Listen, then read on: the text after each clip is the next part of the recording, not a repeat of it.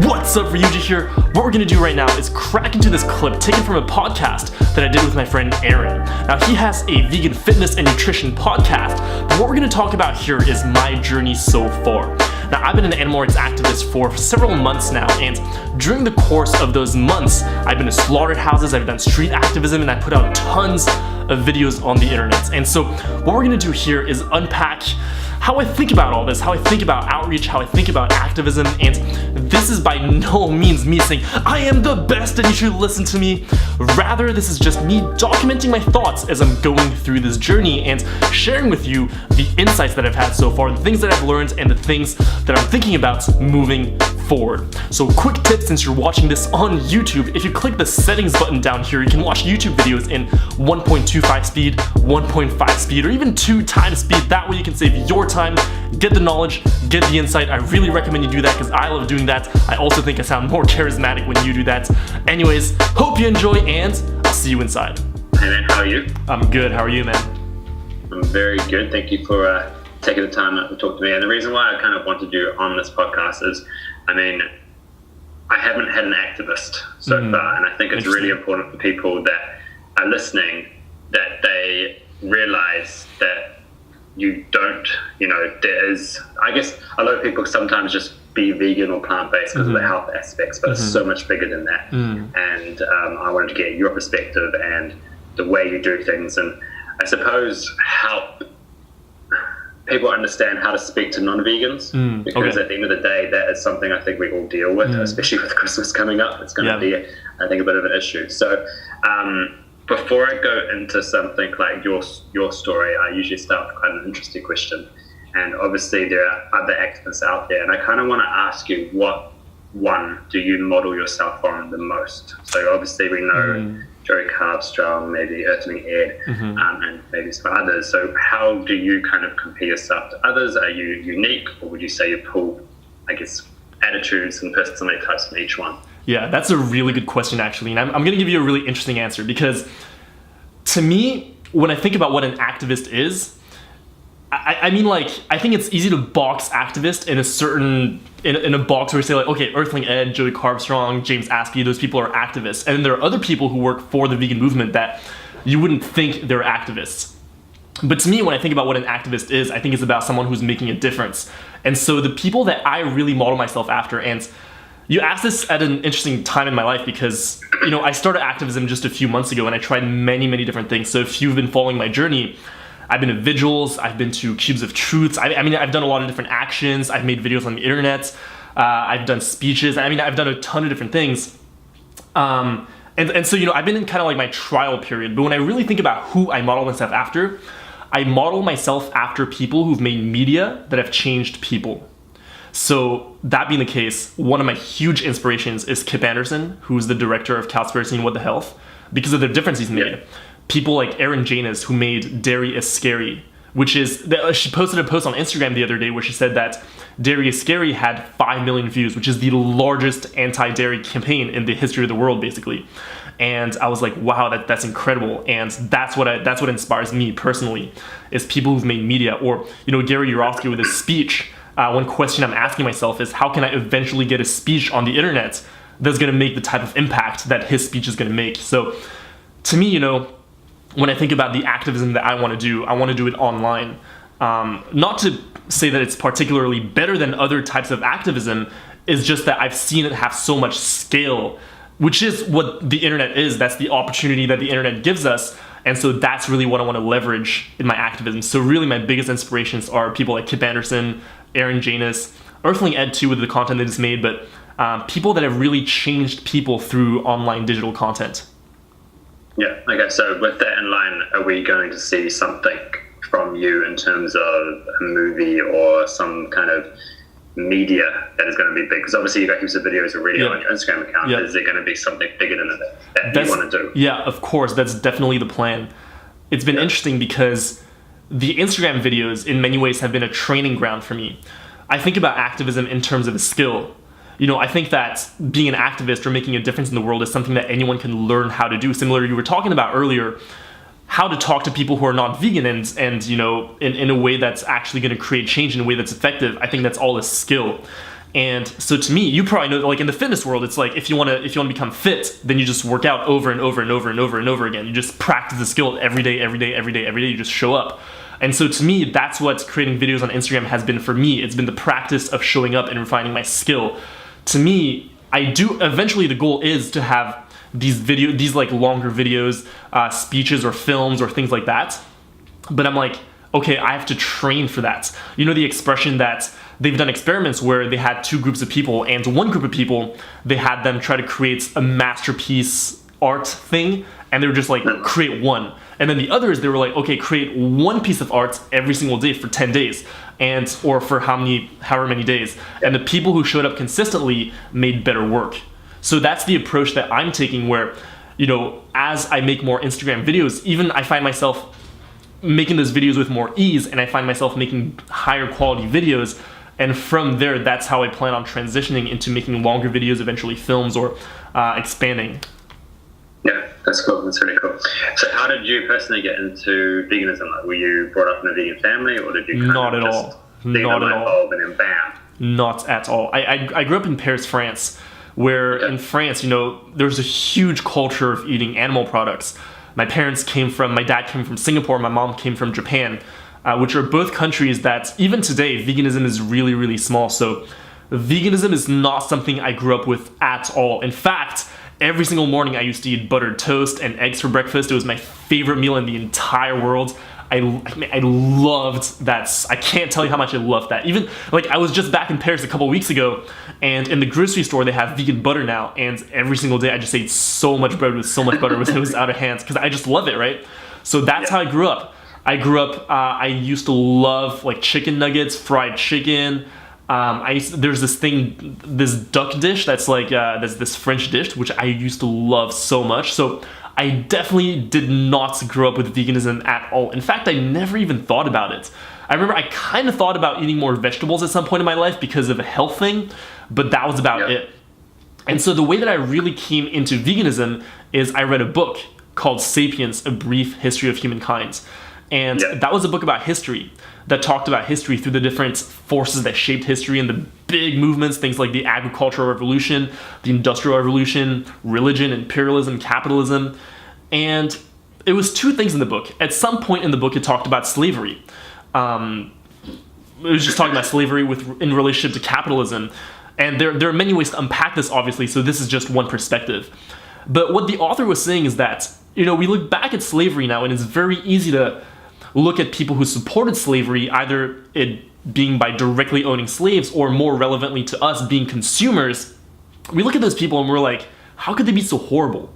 How could they have not seen this? How could they just like buy things or, you know, consume things that came from slavery without ever thinking about it? That's crazy. Or perhaps they even knew about it and they were like, oh, we don't care, we're just going to do it anyways. But what he was saying is that in an economic system like capitalism, where the point of the system is to create growth and for people to consume and for producers to produce, things like ethics can be sometimes thrown out the window. It's not people's conscious effort to do something like this.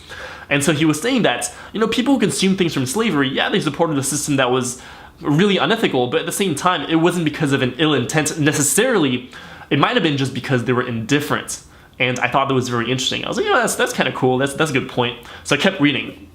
And then 200 pages later, he makes a very similar point about the animal agriculture industry. And he said that, you know, he laid it all out. He laid out all the standard practices of the animal agriculture industry. There was a photo in that book of a hatchery, of an egg hatchery, an egg-laying hen hatchery, where, you know, they separate the males and the females, and they throw all the male chicks in the blender in a macerator because they don't produce eggs. And there was a photo of that. And I saw that and I was like, this is so wrong. Like, I can't believe this is happening. I can't believe this is the way that we're treating animals. And then he said, you know, you might think this is horrible, but for most people, we support this not because we're bad people, but because of indifference. And then it just clicked. I was like, wait a second. I thought to myself, imagine there was a time machine right now, and I could go back 300 years back in history. There's no way I would ever support anything that came from slavery. There's no way, like no chance. And it wouldn't matter how inconvenient it was. It wouldn't matter what other people would think about me. None of that would matter because I know it's wrong. And so that being the case, I was like, you know what? what we're doing to animals right now is also wrong, but society just hasn't caught up to that, and most people are still indifferent. And I was like, now that I have the knowledge, I don't have a choice. I have to do this. And that's how I first became vegan. Now, about a week or two later, I very quickly transitioned into the mindset of, because at first it was, I'm just against the way that animals are treated. But then I realized that the mere fact that we exploit animals for our own pleasure is unethical inherently. There's no way to kill an animal if it's unnecessary in a way that's ethical. And I very quickly realized that, and I was like, okay, so we just shouldn't exploit animals at all. I mean, I went down the rabbit hole of doing research on all the different industries that exploit animals, and I found that none of them were ethical. I found that all of them were horrible, doing horrible things to animals that I would never agree with. It's simply that I just didn't know, and now that I had that information, I was like, there is no way I can support this industry. So that's how I kind of got into it. And then, this is the craziest part of the whole story.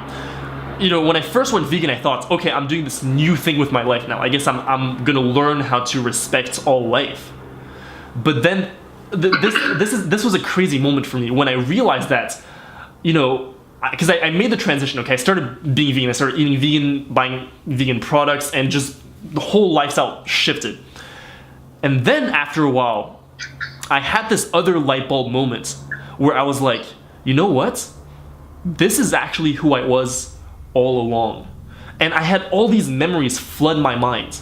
All these memories where I remembered as a kid about how I loved animals so much. I always loved animals, like so much. There was this dog in Singapore called Simba, who was my favorite being in the whole world. Like when I would go see my whole family, that dog, like that's what I look most forward to, is playing with Simba. I would literally let him sit on my lap and lick my hand for hours. I was just like, I just love you so much. And I remembered that. And I remembered going through episodes where I'd see animals being harmed and it would really hurt me. I remember being by a river in Japan eating grilled fish, and I saw this guy stuff a stick down a fish's throat while the fish was alive. And it really hurt me, and then put the fish alive to grill.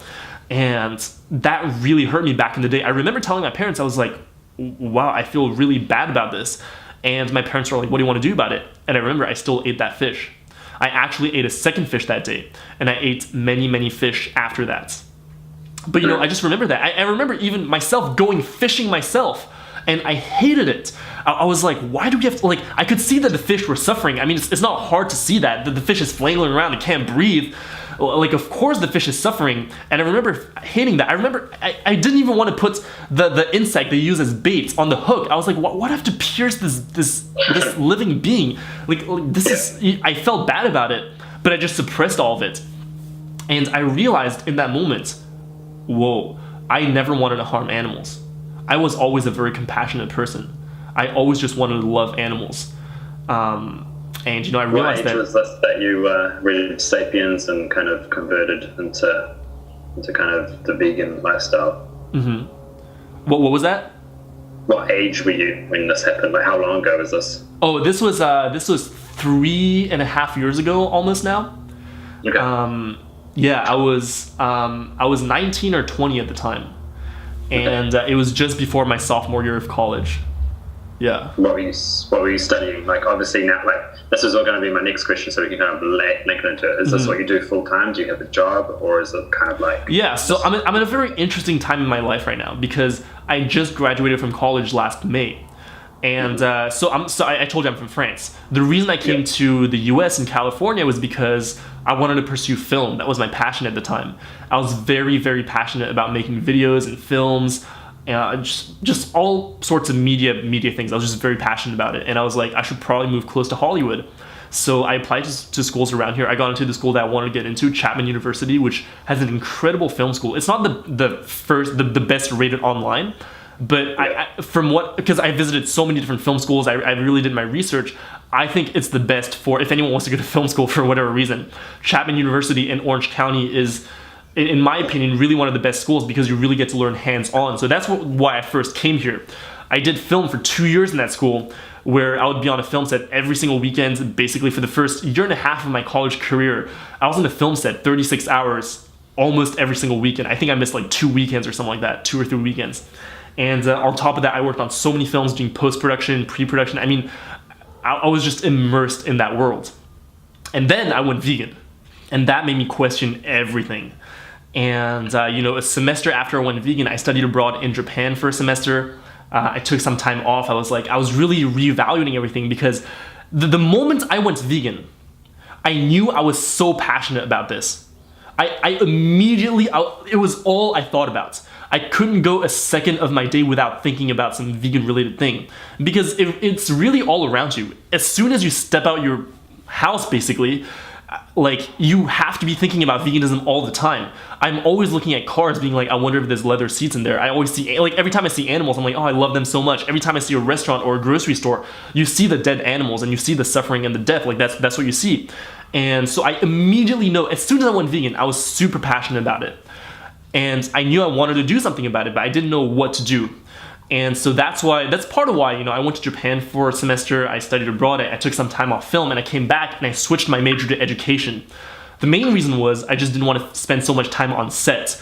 And then I finally graduated with a degree in education. But yeah, so to answer your question, I'm in a very interesting time now, because as I'm not a U.S. citizen, so I'm here on a student visa, which puts me in a very particular spot, because what that means basically is that now that I've finished my studies, I have a year to be here on what's called an OPT, which means that I can do an internship or a job in a field that's related to my field of study, and which is technically education.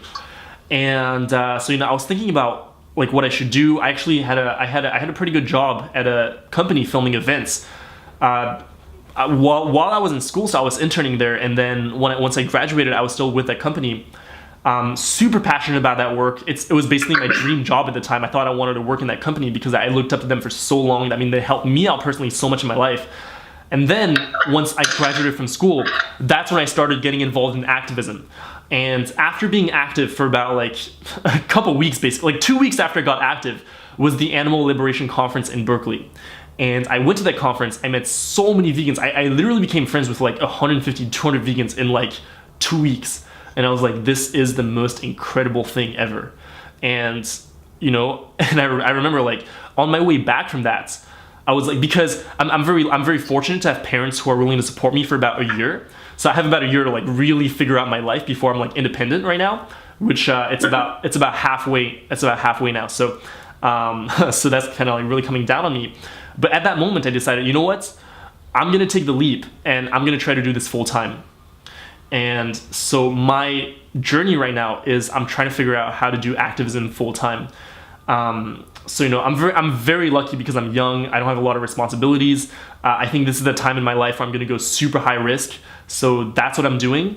But I'm like, okay, I'm going to give myself a year to figure it out. And if I can't figure it out in a year, well, I guess I'm just gonna go get a job or something, But even now, like, I'm really thinking about how I'm gonna go about this. And what I've been literally thinking about this the past couple of days. I'm like, I should figure out a way to start freelancing and do video work. So that's what I'm going to be working on right now, basically. But so that's kind of like my situation. And again, like I can't, I'm just very fortunate to be in this spot where even going to college, I was super lucky to have a scholarship, and then now, my parents are still willing to support me. So for me, I'm just like, I have this opportunity, so I'm going to go for it. And at first, I didn't want to do it, because at first, my plan was to do it. My plan was to keep working where I was working and then do activism on the side. But then I realized that the situation with the animals is so urgent that since I have this opportunity, I'm so fortunate, I'm just going to take it. So that's what I'm doing. So I have another 6 months to basically figure things out.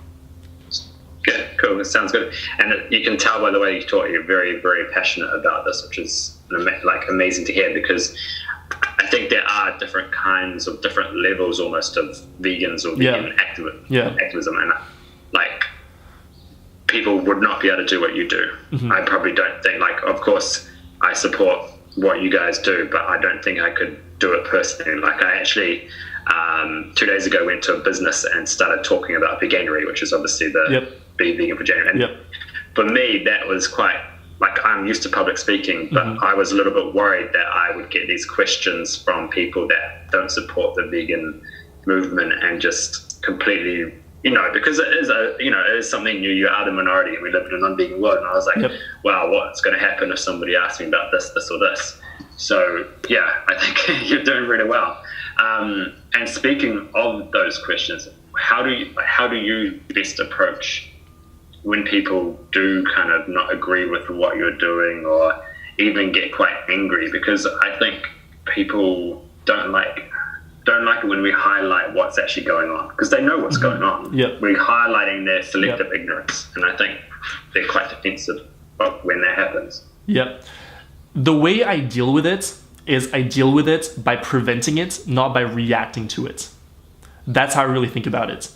Because when people tell me things like, what do I do when people get really angry? What I'm thinking is, well, I kind of have an answer to that, but it happens to me so infrequently that when I really think about how I deal with it is I just make sure that doesn't happen in the first place. Because to me, when I think about doing vegan outreach, talking to people about veganism and animal rights, it's not about saying what I want to say. It's about making change. That's what I care about. So I'm going to do what's actually going to create change. I don't care if it feels good for me to do it. I don't care, like none of that matters to me. All that matters is that my conversation is effective. And for me, I choose, and this is a choice. I think that everyone has to make a choice at the end of the day, and I make this choice for a practical reason as well as an ideological one, but I choose to always come from a place of love and being open and being compassionate. I think that's what the movement is about.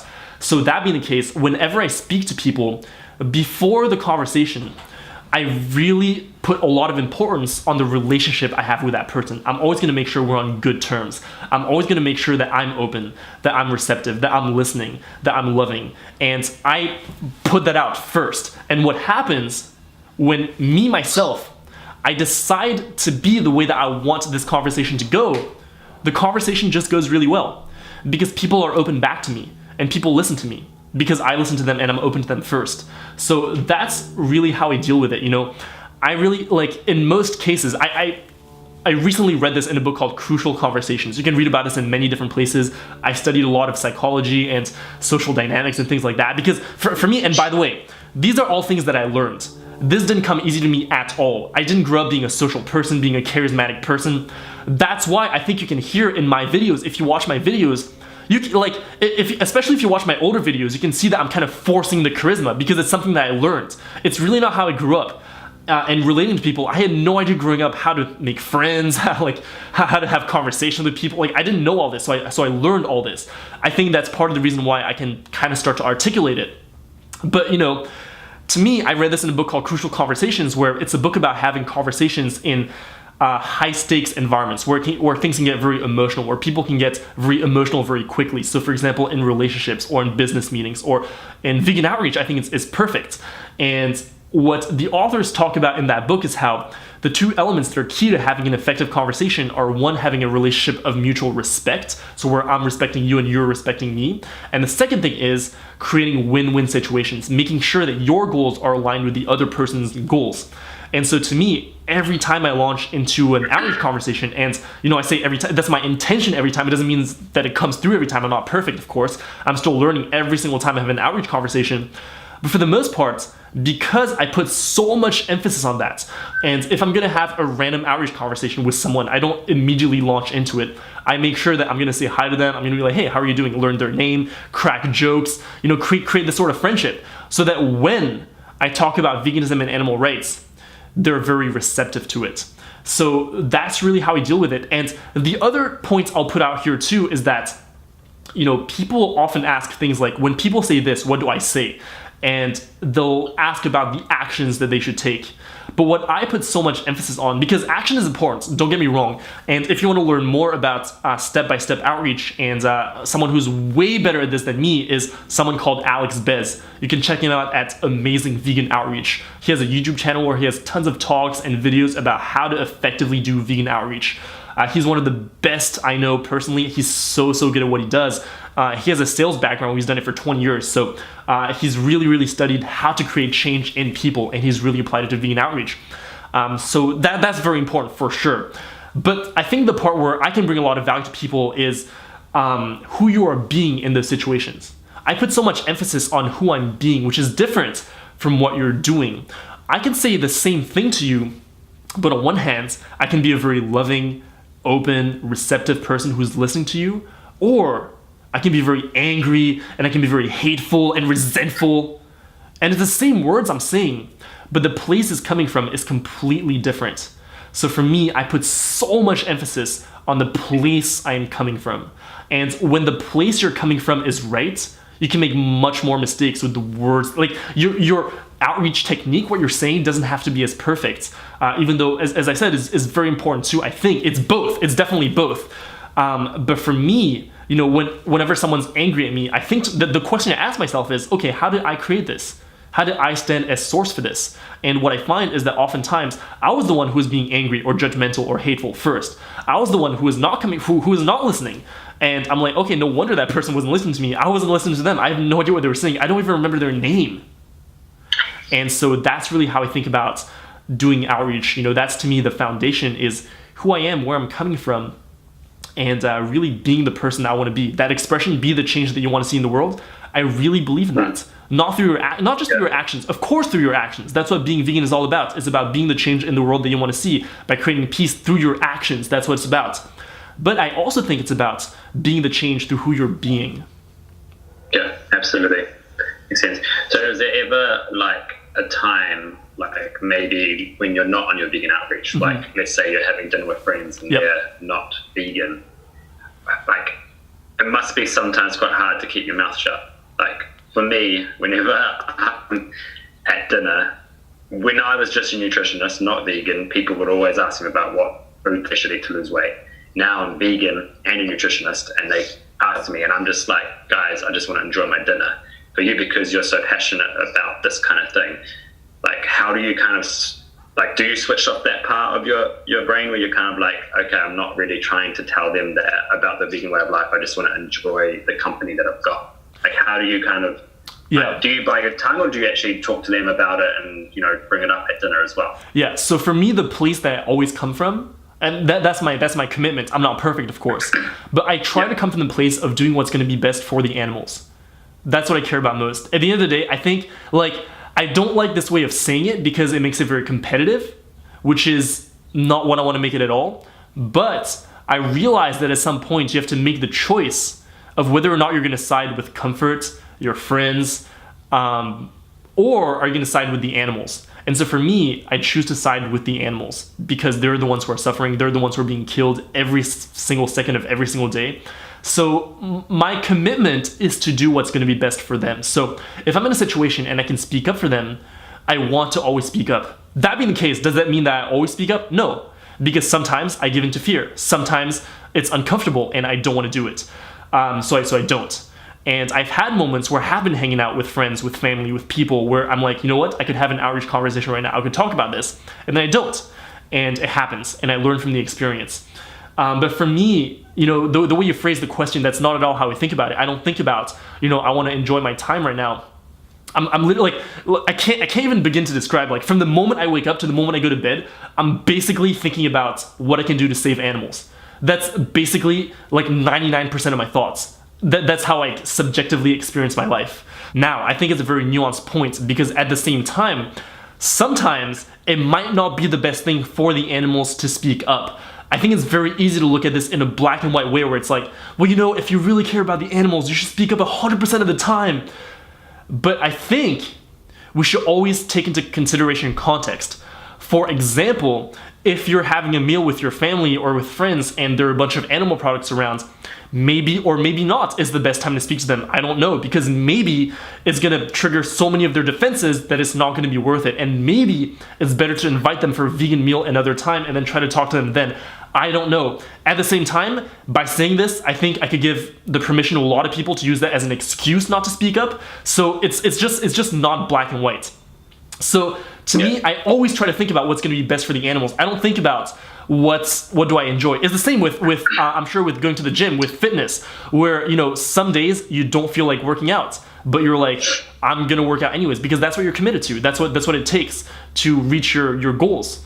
And so for me, veganism and vegan outreach and vegan activism and just being vegan, is about that. It's not about enjoying my life. For me, it's really about saving animals. So that's the place that I'm committed to coming from, and that's where I'm moving towards more and more and more. But that being the case, I'm always trying to be effective. So for example, I noticed that a lot of people, for example, this is just an example, a lot of people are changed by movies. A lot of people have seen movies like Cowspiracy, What the Health, maybe Earthlings, Dominion, and that's what really transformed them. And so that being the case, for example, I asked myself questions like, okay, how can I get people to watch these films? I'll give you an example with my parents, for example. With my parents, I talk to them about veganism here and there, I'm on and off, but at the same time, my end goal was always like, how can I get my parents to watch one of these documentaries with me? Because I don't live with my parents, so I know that even speaking on the phone is not going to have as much impact. So for me, I didn't want to damage my relationship with my parents over veganism on the phone. So what I did is last time I was back in Paris, which was 2-3 weeks ago, there just happened, but I wanted to do the screening at home anyways, but there just happened to be a screening of Dominion in town, and I invited my parents to that screening. And because, with my mom, I've been speaking to her a lot more about veganism. My mom is basically vegan now. But with my dad, I haven't really been speaking about it with him because I know that he doesn't want to talk about it.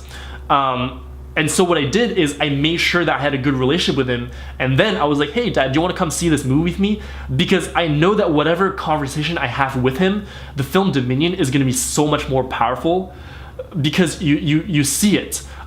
I can't remember where I saw this, but I saw this like 2 days ago where someone was talking about how when you see something, it's much more powerful than when you talk about it. Oh, it was a video about sales actually, where the person was talking about dramatic demonstration.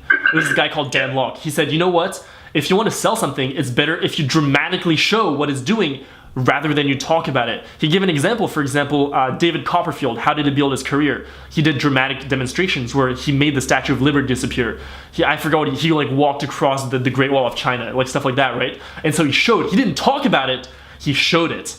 And I realized, I'm like, with my dad, I could talk about it with him, but by how I know him and the person I know he is, I don't think that's really going to penetrate him as much. I don't think he's going to change, more importantly, because that's what's important. What's important is that it changes. It doesn't matter what I tell him, I just care that it changes. And I was like, you know what? I'm sure it would be much, much more powerful if he sits through Dominion, because that's like 2 hours where he's just like there and he has to face it. And so that's what I try to create, and so I played the long game with them. And so that's kind of how I think about it. I'm even thinking about content right now in the way that I frame content sometimes on the internet, where my call to action, it's interesting. People think I am a vegan activist for sure, but I've never used the call to action go vegan. I've never used that call to action ever, ever, ever, ever. If you look in all my Instagram captions, I never say go vegan. What I do instead is, and I'm doing this more and more, is I have calls to action to do your own research, to watch films. I'm like, if you want to find out more about this, watch Cowspiracy. Because look, my Instagram video is 1 minute. It's just 1 minute. But if I can use that 1 minute to get someone to go watch Cowspiracy or What the Health and sit through an entire documentary that someone has made that has been so effective in changing people, why don't I just do that? I don't have to reinvent the wheel. I definitely want to make those films myself. That's my end goal. I want to make videos like that 100%. But in the meantime, I'm like, that's why, for example, when I do outreach with waiters and stuff like that, or when I'm in different situations where I have very little time, I don't try to get them to go vegan. I try to get them to watch a movie. Even like sometimes I'm checking out at a store and I'm just making casual conversation. Again, start with a relationship. So I'm like, hey, how are you doing? What's up? I read their name tag. I'm like, hey, Rob, how are you doing? They're like, I'm good. And then we talk about stuff, and sometimes it segues into something. And I'm trying to figure out ways to do this more methodically. But for example, one time this guy was like, oh man, I can't wait to go back and watch Netflix. That's so cool. I'm like, oh, what do you watch on Netflix? He's like, oh, I watch this and that. I'm thinking about doing this. And I'm like, yo, have you ever watched What the Health? He's like, nah, man, what is it? I'm like, dude, this documentary is so crazy. It changed my life. Like, dude, it's so good. It talks all about health, about how basically the government is fucking us over. I try to frame it in a way where it's going to resonate with them too, depending on what kind of person they are. And I'm like, dude, you should check it out. Like, oh my god, it's like so good, you'll love it. And then the guy was like, I might check it out. Did he check it out? I don't know, but at least I try to plant that seed, right? That's what I try to do if I have like 2 seconds. Is I'm like, for example, with a waitress, we were in Atlanta not too long ago, and my call to action to her was, yo, you should check out Dairy is Scary. I'm not trying to be like, yo, ditch dairy. I'm trying to be like, watch Dairy is Scary. Because if I can get her to watch Dairy is Scary, and then she ditches dairy because of that, and even more importantly, maybe she's gonna go do more research after that, and she's gonna go down the rabbit hole. That's always my goal. I want people to go down the rabbit hole, because I know that's what gotten so many people. I know after speaking to so many vegans that what happens to us is we find out about one thing. Maybe it's health, maybe it's environment, maybe it's just one slaughterhouse video, and then we go down the rabbit hole of looking up everything, and then we find out the truth about how animal products is negatively affecting our health, how it's impacting the environment in such a detrimental way, and how it's causing so much pain and suffering to animals. And so my goal is always to try to get people to go down that rabbit hole. And I'm always thinking about how can I put them in a funnel? You know, like in business, like so many people now have this funnel where at the top there's like lead generation, lead retention, conversion. And to me, I'm trying to think about vegan outreach and vegan activism in that kind of way, where I'm like, okay, the end goal is for them to watch a movie, or, you know, because these things have been proven. I know that these things have changed so many people. So I'm like, okay, how can I create a funnel to get people to eventually end up there?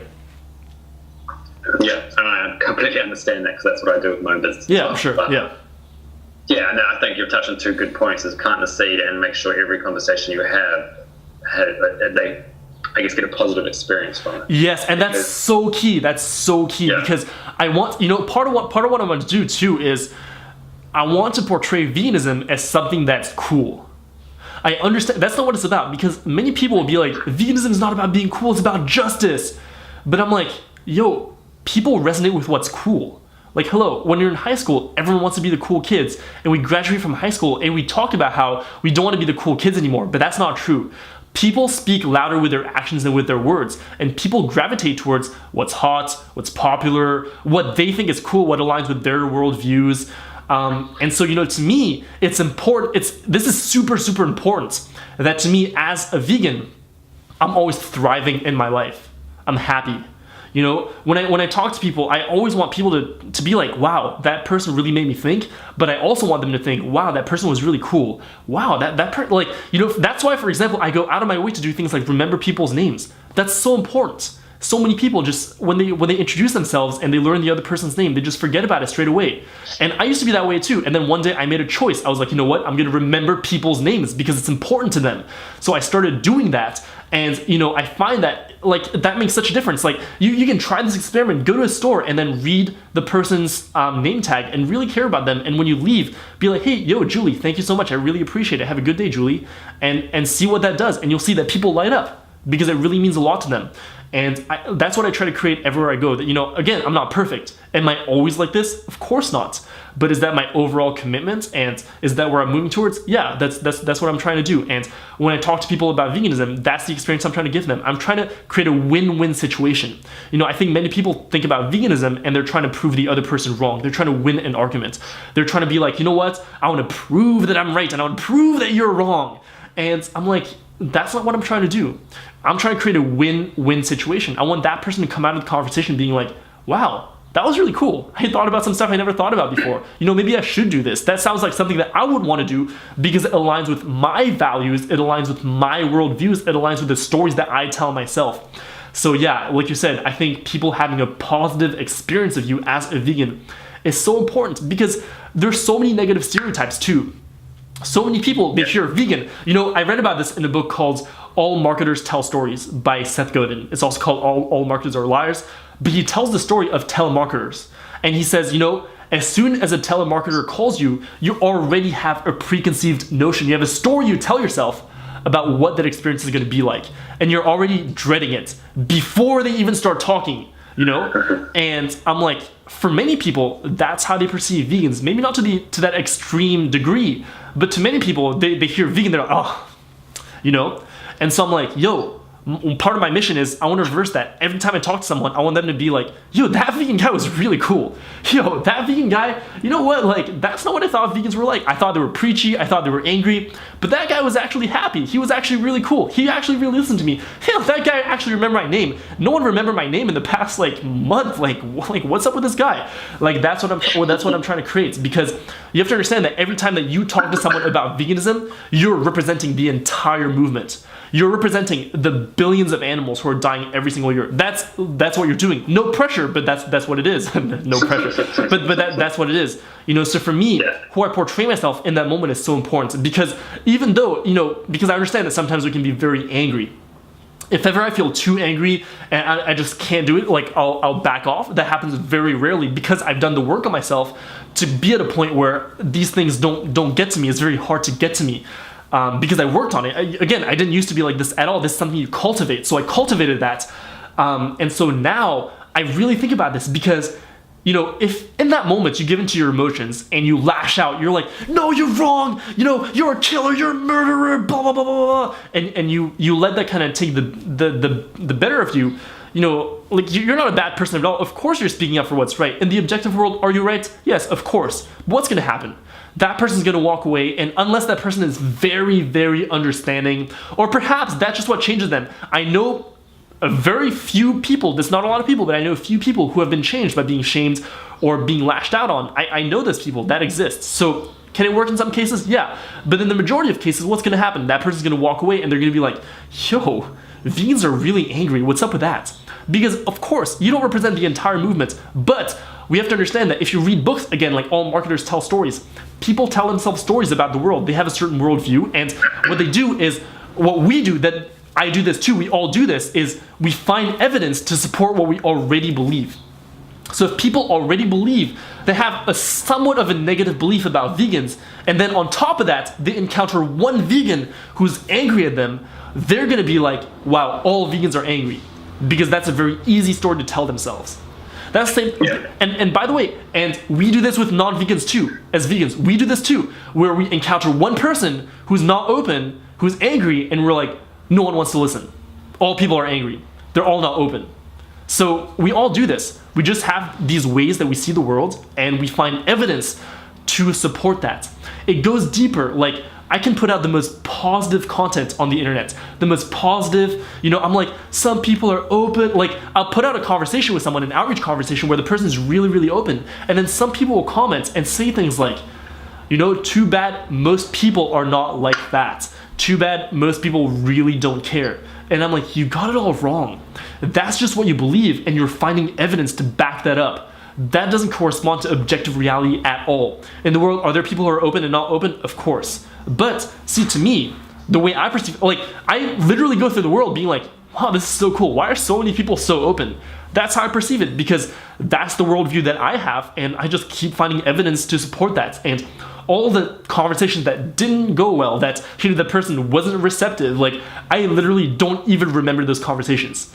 They kind of like, they happen and I forget about them and what I focus on. But the conversations that went really well with people who went vegan because of me, you can bet I remember those. You can bet that I go to bed playing those conversations over and over and over in my head, because it reinforces the worldview that, the world is changing. And if I'm going to do this work, then I'm going to do whatever it takes to have this mindset and believe that. Like, I think it's strategy. I think it's practical to believe that the world is changing and to focus on the positive, not just for the movement, but also for yourself and being a positive person, being happy overall. How am I supposed to be happy if I'm not seeing the change that's happening in the world? Of course, at the end of the day, I do believe that my happiness shouldn't be predicated on anything. But at the same time, why not focus on the positive? Why, like, not just in this, in life in general, I always focus on the positive. I always, when I talk to someone and they're not open, I still focus on the positive parts of them. Like, it's so impossible for people to hit me with negative things. Like, when people tell me, like, oh, I can't believe this person said this, like, it literally bounces off me. Like, I don't even know how to respond. I'm like, haha, yeah, blah, blah, and I just keep kind of like, and that's how I am. And again, I cultivated this. This is not how I grew up. I used to be negative, introverted, not want to talk to people. So this is something you can learn. But I chose to learn this because I was like, this is going to support me in my life. First, it was a selfish thing. But now I think this is what's going to help the animals. The more I can be like this, the more I can focus on the positive, the more I can focus on the change, create change, be open, the more it's going to help the animals. So that's why I'm committed to what I'm committed to today. Yeah, and I can tell. Yeah, I think you could probably talk the whole day about it. I can, yeah. And I think, to recap for people that have probably been listening and have kind of like, you've awakened some fire in them, they're like, holy shit, this guy does what I want to do. Mm-hmm. I think what would be the kind of like key points would be positive, practice makes perfect and work better on yourself, and just think that every small piece of planting a small seed is going to eventually get to a place where maybe somebody will change. Yep. One more thing. Well, two more things actually. If you want to start getting active, I made a video on my YouTube channel that's exactly about that. It's called How to Start Vegan Activism, or How to Become a Vegan Activist, or something like that. You can find it on my YouTube channel, Peas by Vegan, where I go through step by step how we can start getting involved. But that relates to the second thing what I was going to say, which is so key, I think. And in a lot of ways, if you do this right, I think you can take care of all the other things. And that's surround yourself with the right people, put yourself in the right environments, and put yourself in a position to witness the change that's going on. I think that's so key. One of the biggest things that empowers me to speak up and be the person that I am is constantly being around so many people who are activists. And when I started getting involved in activism, and I met, before I started getting involved in activism, I knew like 1, 2, 3 vegan people. I wasn't even very good friends with them. But when I started getting involved in activism, the first night I went to my first vigil, I met like 20 vegan people. In 2 weeks, I met like 100 vegan people. Now, like, I know hundreds upon hundreds of vegan people. That's not even an exaggeration. That's just because when you get involved in activism, that's who you get to put yourself around. And that has empowered me so much, because I'm like, yo, there's so many vegans in the world. This is so cool. It normalizes the idea of always speaking up. And I see the change that's happening, because I see these people posting stories or talking to me about, yo, I was doing this, I was having this conversation, then this person decided to change, and it's so cool. And I'm constantly surrounded by that. So I'm like, yo, the world is changing. That's so cool. So I really think it's so critical to put yourself in the right position. And again, if you want to go deeper too, like even within the vegan movement, there are people who are going to be negative. There are people who are always angry. I don't put myself around those people.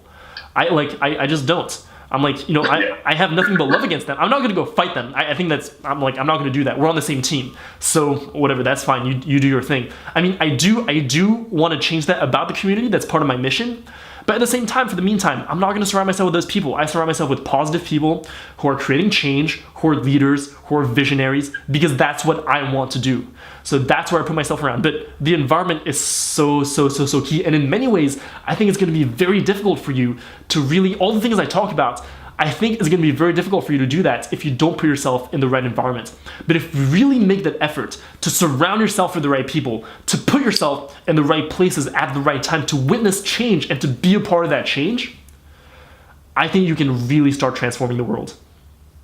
Yeah, and that's really powerful as well. Like, I mean, this whole episode has been really eye-opening as well for me, because it's not only, it's like getting in your head and seeing your passion, and seeing, like, I had a question that I was going to ask you of why do you do what you do, and I think it's pretty obvious. So we can skip that one. But yeah, that being said, I think that is pretty much everything that I wanted to kind of go over with you. I mean, as you said, there's so much passion, there's so much information that I can get from you. And if there are people that are listening and like, who is this guy? How do I find him? And how do I connect with him? Peace by Vegan on Instagram. And is that probably the best way to kind of message you or get hold of your stuff? That's 100% the best way to get on me, to get in touch with me. Peace by Vegan on Instagram. You can always DM me, send me messages, leave comments. I read every comment. I read every message. I respond to everyone. If once in a blue moon I miss someone, is not intentional. It's probably just, like, I'm getting more and more messages. I'm getting more used to that. But I'm always here to support anyone. I think that's really a big reason why I do what I do, is I really want to support the community. So if you think that I can support you in any way, just always let me know. I'm always here for you. Cool. That's very good to hear. So thank you so much for your time. Thank you so much for having me, man. I really appreciate it. Yeah, it's been really, really insightful. So thank you.